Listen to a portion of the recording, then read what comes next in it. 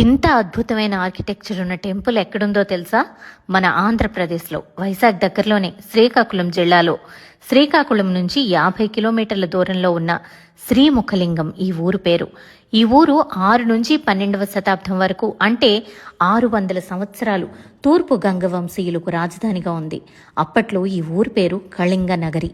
ఈవేళ ఈ ఊరు ఆలయం పురోహితుల పరిస్థితి మాత్రం దయనీయంగా ఉంది. 1122లో అనంతవర్మ చోడగంగదేవర ఉత్కళ్ను గెలుచుకుని కౌద్వార కటకకు రాజధానిని మార్చారు. ఈ ఊర్లో మధుకేశ్వర, సోమేశ్వర, భీమేశ్వర శివాలయాలున్నాయి.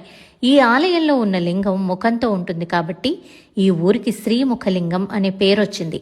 ఇప్ప చెట్టు మోడుతో ఉంటుంది లింగం. ఈ ప్రాంతం ఇప్ప చెట్లకు ప్రశస్తి. దీనికి ఒక పౌరాణిక కథ కూడా ఉంది.